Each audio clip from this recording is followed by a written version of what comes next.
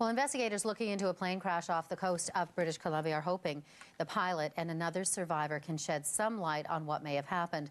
5 adults and an infant were killed when a float plane crashed shortly after takeoff from Saturna Island this weekend.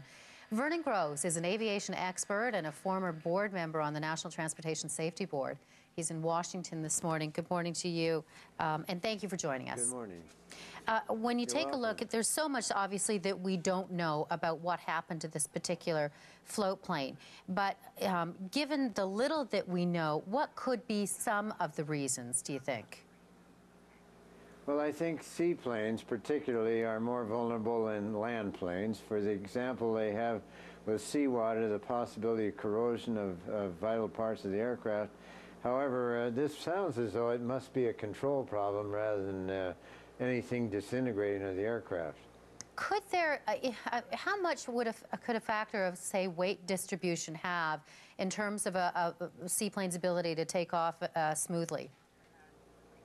Well, the sea state has something to do with it. In other words, the amount of wave motion that the aircraft had to overcome to take off could be part of it, and you're right that they could have a wrong distribution of the center of gravity in the airplane. In other words, it could be too much weight in the rear of the aircraft, which might cause it to pitch up and stall, but I don't know yet as to exactly whether it's stalled.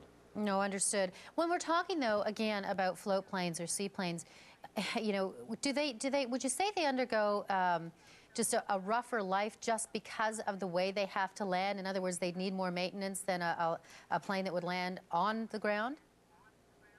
Yes, I think there's no doubt about it that the fact a seaplane lands on water, it's not as smooth as on a runway that's concrete, for example. And on top of that, you have no way to get the history of that airplane. How many landings it's had and how many takeoffs and so on. Those will enter into the idea how much damage the airplane had inherently, as well as what might experience on a particular takeoff. And what we do know, at least in the early going, is that the pilot in this case had 3 years' experience and a number of different courses under his belt. What would you say in general in terms of non-commercial flight travel and its safety record? There's a new study out of Johns Hopkins that's saying that the deaths from non-commercial flights are 32% of a figure of 753 in a year. Now, it's difficult to compare, but when people think of, you know, non-commercial planes or, you know, aircraft, should they worry more, or are the safety standards even more stringent?